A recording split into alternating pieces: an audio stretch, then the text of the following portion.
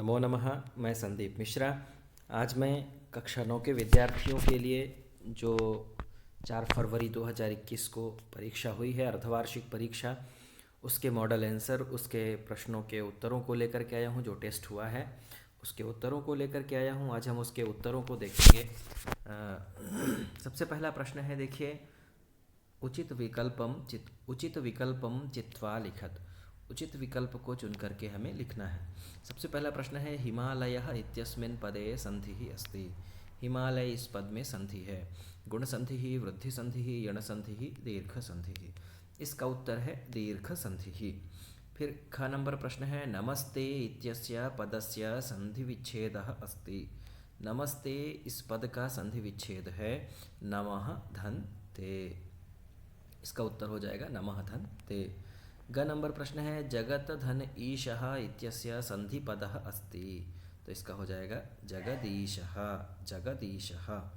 घ नंबर का प्रश्न है, पितरौ इत्यस्मिन् पदे समासः अस्ति। पितरौ इस पद में कौन सा समास है? द्वंद्व समासः, द्वंद्व समास है। माता च पिता च, इस प्रकार से शब्द बनता है। ग नंबर प्रश्न है, अधोलिखितेषु द्विगु समासस्य उदाहरणम् अस्ति। नीचे लिखे हुए शब्दों में द्विगु समास का उदाहरण है पंचवटी, दशाननः। दोनों में देखो संख्या है, तो यहाँ कंफ्यूज नहीं होना है। दशाननः में बहुव्रीहि समास है। दश आननानि यस्य सः दशाननः रावणः। और यहाँ पंचवटी, पंचानां वटानां समाहारः पंचवटी, यहाँ द्विगु समास है। अधोलिखितेषु तत्पुरुष समासः न अस्ति। नीचे लिखे हुए शब्दों में तत्पुरुष समास किसमें नहीं है? बाण हतः, बाणेन हतः, दीनाय दानं, राज्ञः पुरुषः। इन तीनों में तत्पुरुष समास है। तत्पुरुष का भेद एक है कर्मधारय, महापुरुष में कर्मधारय समास है, तो इसका उत्तर हो जाएगा महापुरुषः।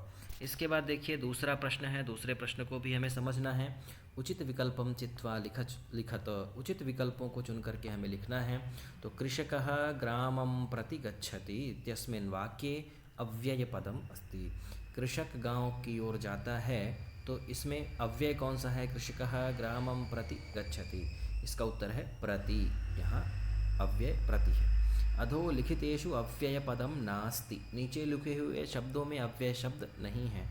अत्र, तत्र, पुत्र, कुत्र, तो इसका उत्तर हो जाएगा पुत्र। फिर दिया है अधोलिखितेषु अव्ययपदम अस्ति। नीचे लिखे हुए शब्दों में अव्यय पद है, तो मया, मया कथा, गया, यथा, तो इसका उत्तर होगा यथा। प्राचार्य इत्यस्मिन् पदे उपसर्गः अस्ति। प्राचार्य इस पद में उपसर्ग है, तो उत्तर इसका क्या होगा? प्रा। प्रा इसमें उपसर्ग है। पठितवान इत्यस्मिन् पदे प्रत्ययः अस्ति। यहाँ देखिए, पठितवान इत्यस्मिन् पदे प्रत्ययः अस्ति। पठितवान इस शब्द में प्रत्यय है, तो इसमें कौन सा प्रत्यय है? क्तवतु प्रत्यय है। च नंबर प्रश्न है, तुमुन प्रत्ययस्य उदाहरणम अस्ति। तुमुन प्रत्यय का उदाहरण है, तो इसका उत्तर हो जाएगा गंतुम। इसके बाद तीसरा प्रश्न है, उचित विकल्पम चित्वा लिखत। उचित विकल्प को चुन करके लिखना है। पठ धन त्वा इत्यस्य पदम भवति पठित्वा, तो यहाँ हमको पठित्वा में टिक कर देना है। इसके बाद देखिए ख नंबर प्रश्न है, छात्रः खाली स्थान गच्छति। विद्यालय रिक्त स्थाने उचित विभक्तेः प्रयोगं कृत्वा लिखत। विद्यालय इस शब्द में उचित विभक्ति का प्रयोग करके हमें प्रयोग करना है, पर प्रयोग करके लिखना है। तो यहाँ हो जाएगा विद्यालयम, छात्रः विद्यालयम गच्छति, तो यहाँ शुद्ध हो सही है फर्स्ट ऑप्शन विद्यालयम। इसके बाद लिखा है, वृक्षात् पत्राणि पतन्ति इत्यस्मिन् वाक्ये अशुद्ध पदम लिखत। इस वाक्य में हमें अशुद्ध पद लिखना है। तो वृक्षात् है, पत्राणि है, पतन्ति है, कोऽपि नास्ति। वृक्षात् पत्राणि पतन्ति, इसमें सभी, इस वाक्य में सभी शब्द शुद्ध हैं, तो यहाँ हमें टिक करना है कोऽपि नास्ति। इसके बाद लिखे, छात्राः कन्दुकात् क्रीडन्ति इत्यस्मिन् वाक्ये अशुद्ध पदम अस्ति। इसमें अशुद्ध पद कौन सा है? तो इसमें है कन्दुकात्, तो इसका उत्तर क्या हो जाएगा? कैसे इसमें होगा क्या? छात्राः कन्दुकेन क्रीडन्ति। जो छात्र हैं वो कन्दुक यानी बॉल, गेंद से खेलते हैं, तो इसमें अशुद्ध पद है कन्दुकात्।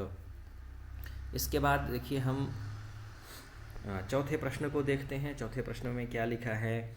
उचित विकल्पम चित्वा लिखत। उचित विकल्प को चुन करके लिखना है। अग्निः इत्यस्य पदस्य पर्याय पदम अस्ति। अग्निः इस पद का पर्याय पद है अनलः। अनल यानी अग्नि होता है, अनिलः यानी वायु होता है, सलिलः यानी जल होता है और पवनः यानी वायु होता है। तो अग्नि का पर्यायवाची है अनलः। इसके बाद कमलम इत्यस्य पर्याय पदम नास्ति।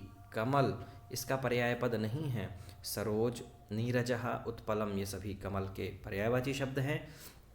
इसका उत्तर हो जाएगा पयोदः। पयोदः अर्थात बादल होता है।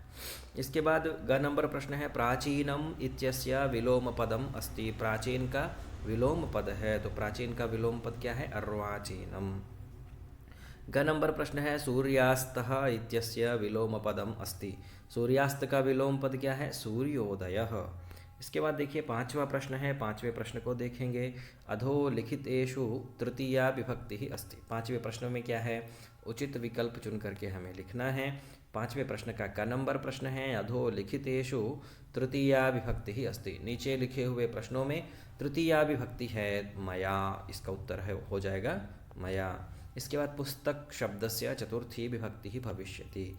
पुस्तक शब्द की चतुर्थी क्या हो जाएगी? पुस्तकाय।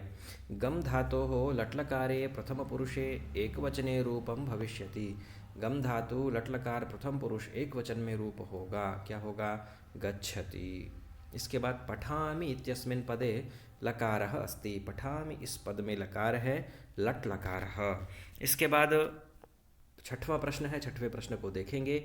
अधोलिखितेषु पदयुग्मेषु विशेषण विशेष्य पदम च पृथक पृथक चित्वा लिखत कोपि त्रयः।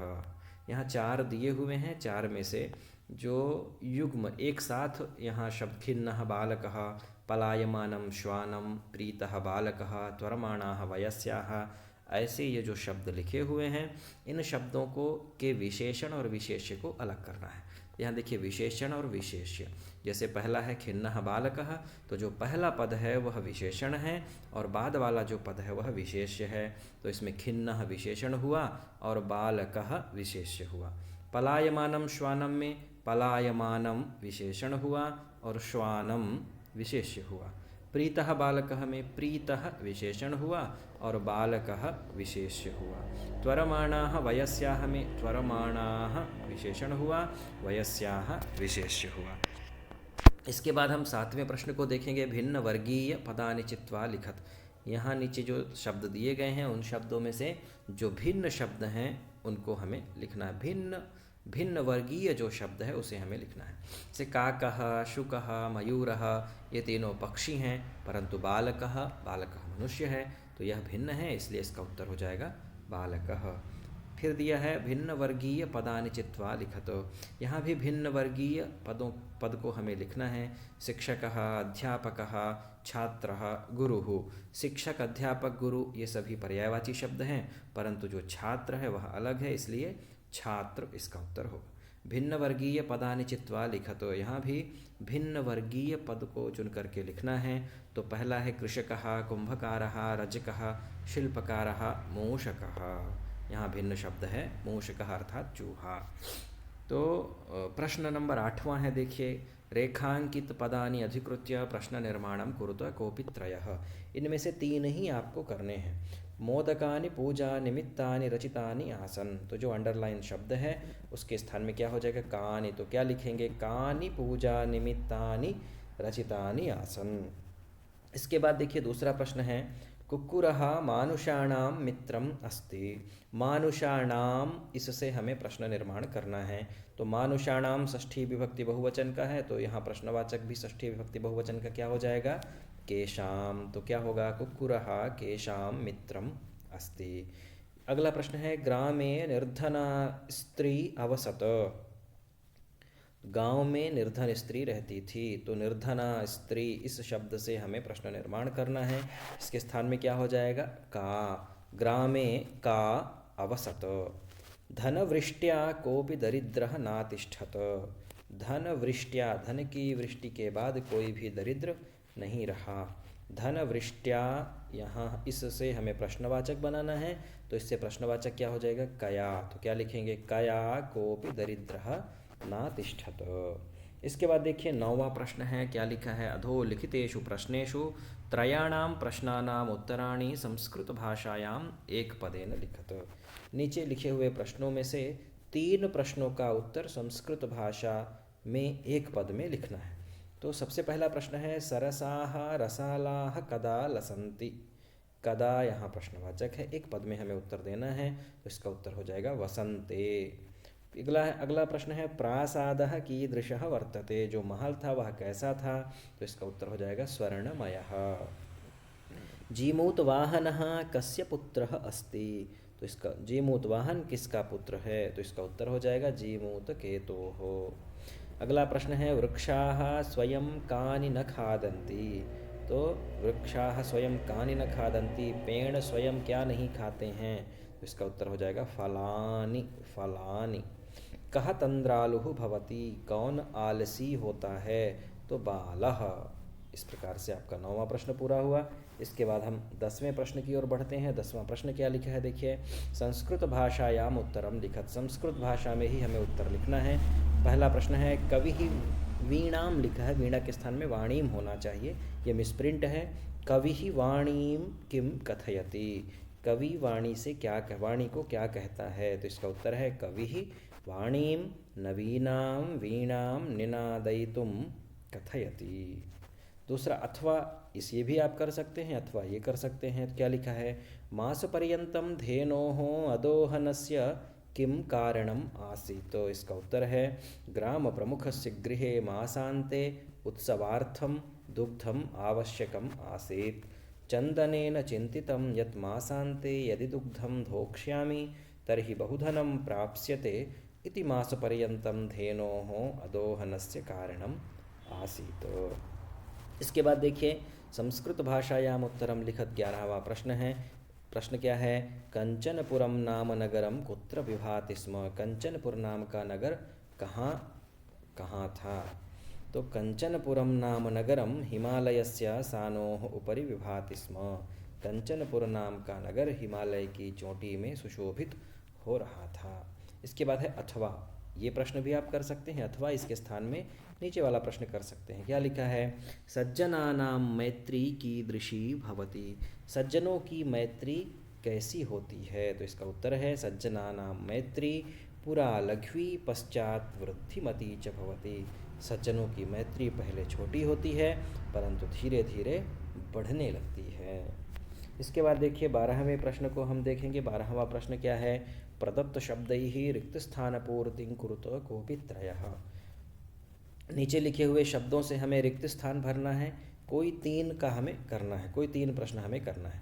जैसे कि अस्ति हिमवान नाम सर्वरत्नभूमि नगेन्द्रः।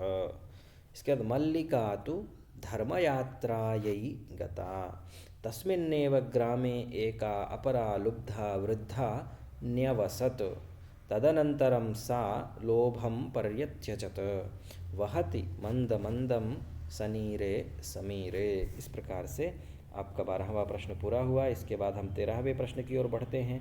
13वें प्रश्न में क्या लिखा है, अधोलिखितेषु अपठितं गद्यांश सम्यक् पठित्वा प्रश्नानाम् उत्तराणि संस्कृत भाषायां लिखत कोऽपि त्रयः।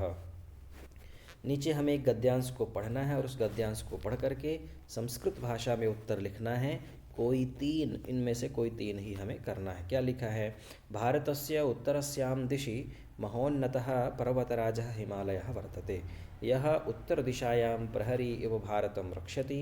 हिमालयः भारतदेशस्य समृद्धः भूभागः अस्ति, यतः अस्मात् पर्वतात् अनेकाः नद्यः निस्सरन्ति, देशस्य विशालं भूभागं सिञ्चन्ति च। पहला प्रश्न है, हिमालयः भारतस्य कस्यां दिशि वर्तते। इसका उत्तर होगा हिमालयः भारतस्य उत्तरस्यां दिशि वर्तते। दूसरा है, प्रहरी इव भारतं कः रक्षति। प्रहरी इव भारतं हिमालयः रक्षति।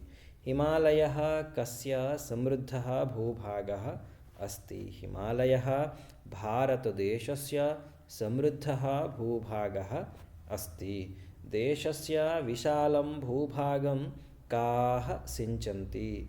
देश के विशाल भूभाग को कौन सिंचता है? तो देशस्य विशालं भूभागं नद्यः सिंचन्ति।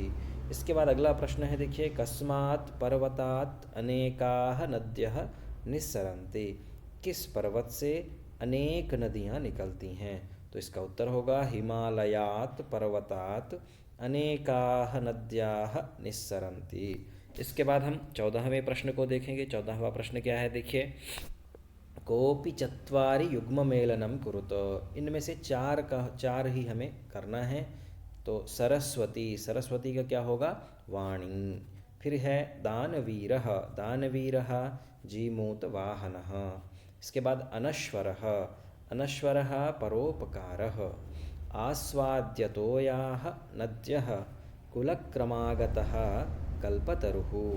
दिनस्य पूर्वार्धभिन्ना खलानां मैत्री। इस प्रकार से 14वां प्रश्न भी पूरा हुआ। अब हम 15वें प्रश्न को देखते हैं। 15वां प्रश्न क्या है, देखिए, अधो लिखितेषु गद्यांशं सम्यक् पठित्वा चतुर्णां प्रश्नानाम् उत्तराणि संस्कृते लिखतो।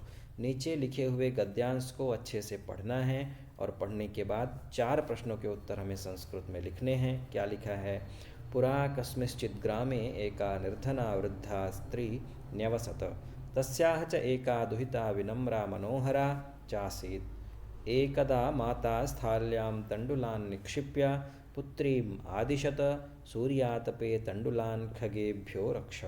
किञ्चित् कालात् अनन्तरम् एको विचित्रः काकः समुड्डीय तस्याः समीपम् अगच्छत।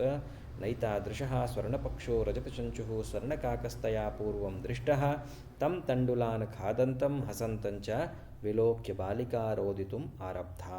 ये गद्यांश है। इस गद्यांश के प्रश्नों को हम देखेंगे। क्या लिखा है, देखिए, प्रश्न है ग्रामे, प्रश्न है ग्रामे का न्यवसत, गांव में कौन रहती थी? तो इसका उत्तर होगा ग्रामे एका निर्धना वृद्धा स्त्री न्यवसत।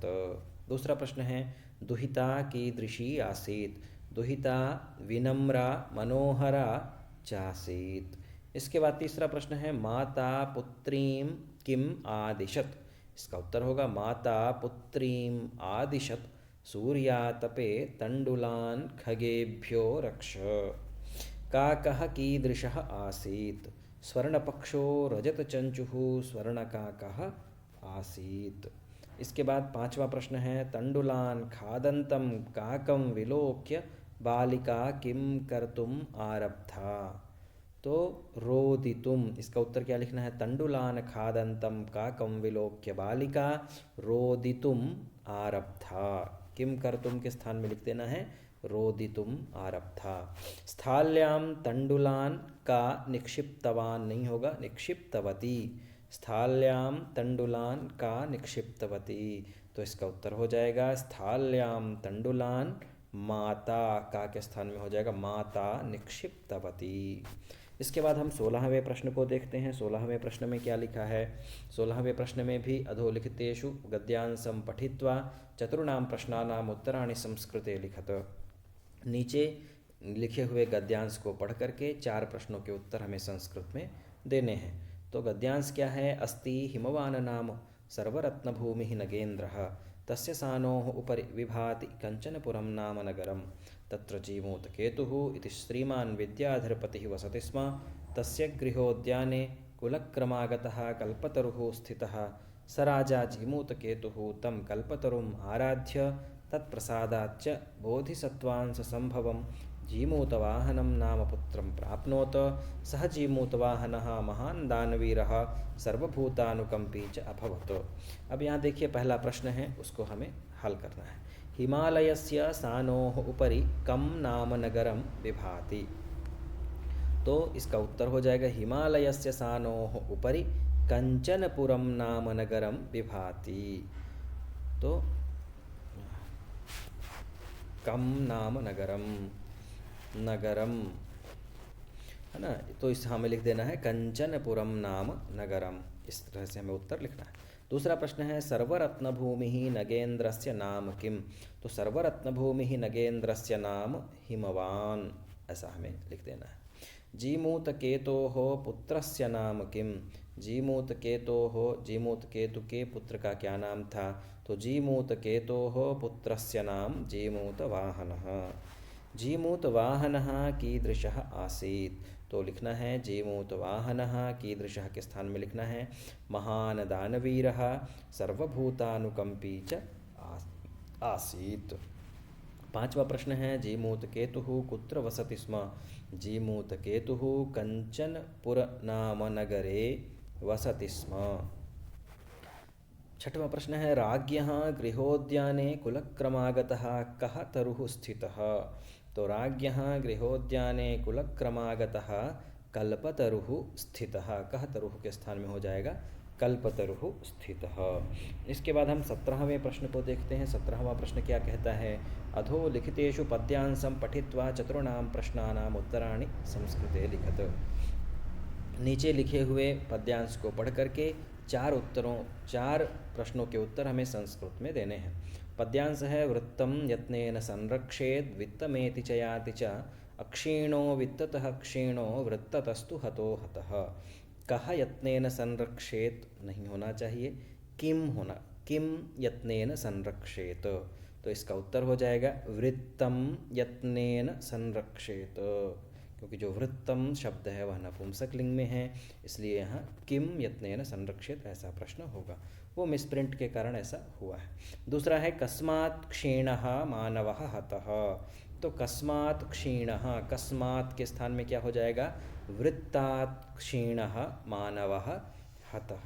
चरित्र से हीन मानव मरा हुआ है। तीसरा प्रश्न है तीसरे प्रश्न में भी ध्यान रखना है, यहाँ कम एति याति च ऐसा लिखा था, यहाँ भी किम होगा, किम एति याति च। तो वित्तम एति याति च, वित्तम अर्थात धनम एति याति च, धन आता है और चला जाता है। इसके बाद चौथा प्रश्न है वित्ततः क्षीणः नरः कीदृशः भवति। वित्ततः क्षीणः नरः कीदृशः भवति। धन से हीन नर कैसा होता है, मनुष्य कैसा होता है। तो वित्ततः क्षीणः नरः अक्षीणः भवति। धन से हीन मनुष्य हीन नहीं होता है। याति इत्यस्मिन् पदे कः लकारः अस्ति। याति इसमें कौन सा लकार है? तो यहाँ लट लकारः, यहाँ लिख देना है याति इत्यस्मिन् पदे लट लकारः अस्ति। संरक्षेद इत्यस्मिन् पदे का धातुः अस्ति।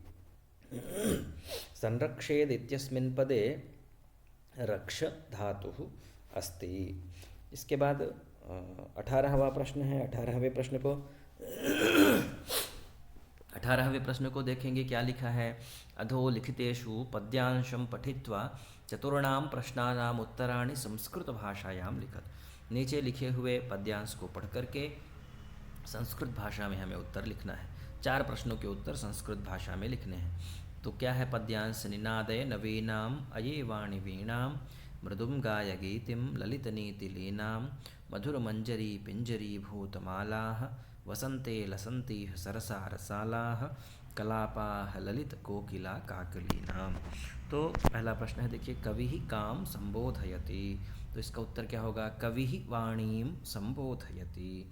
इसके बाद वाणीः कीदृशी वीणां निनादयतु। यहाँ वाणी ही नहीं होगा, वाणी दीर्घ इकारांत शब्द है, तो वाणी कीदृशी वीणां निनादयतु ऐसा प्रश्न होगा। तो कीदृशीं होगा, कीदृशीं वीणां निनादयतु। तो वाणी नवीनां वीणां निनादयतु, इस तरह से इसका उत्तर लिखना है। तीसरा प्रश्न है सरसाः के वसन्ते लसन्ति। तो सरसाः रसालाः वसन्ते लसन्ति, के स्थान में हो जाएगा रसालाः। फिर कविः वाणीं कां वादयितुं प्रार्थयति। यहाँ भी वाणीं होगा, कविः वाणीं कां वादयितुं प्रार्थयति। इसका उत्तर होगा कविः वाणीं वीणां वादयितुं प्रार्थयति। 5वां प्रश्न है कविः वाणीं किं कथयति। तो इसका उत्तर होगा कविः वाणीं नवीनां वीणां निनादयितुं कथयति। वसन्ते किं भवति। वसन्ते सरसाः रसालाः लसन्ति। इस प्रकार से आपका 18वां प्रश्न पूरा हो गया। इसके बाद स्वस्य प्राचार्यस्य कृते अवकाशार्थम एकं प्रार्थनापत्रं संस्कृते लिखत अथवा स्वस्य मित्रस्य कृते एकं शुभकामनापत्रं संस्कृते लिखत। एक अपने प्राचार्य को छुट्टी का एक आवेदन लिखना है अथवा अपने मित्र के लिए एक शुभकामना संदेश लिखना है। 20वां प्रश्न है प्रश्न पत्र में जो श्लोक आए हैं उन श्लोकों को छोड़ करके अपने पाठ्य पुस्तक से कंठस्थी किया गया 2 सुभाषित लिखना है। इसके बाद निबंध है, तो आइए उसको भी हम देखते हैं। अवकाश के लिए जो प्रार्थना पत्र है देख सकते हैं कैसे लिखना है। यहाँ आपको अपने विद्यालय का नाम श्रीमन्तः प्राचार्य महोदयाः शासकीय उत्कृष्ट उच्चतर माध्यमिक विद्यालयः भिण्डनगरम मध्य प्रदेशः। यहाँ आपको अपने विद्यालय का नाम लिखना है। विषयः अवकाशार्थम प्रार्थना पत्रम, अवकाश के लिए प्रार्थना पत्र। श्रीमन्तः सेवायां सविनयं निवेदनम इदं यद् अहम् अद्य अकस्मात् ज्वरपीडितः अस्मि, अतएव विद्यालयम् आगन्तुं सर्वथा असमर्थः अस्मि।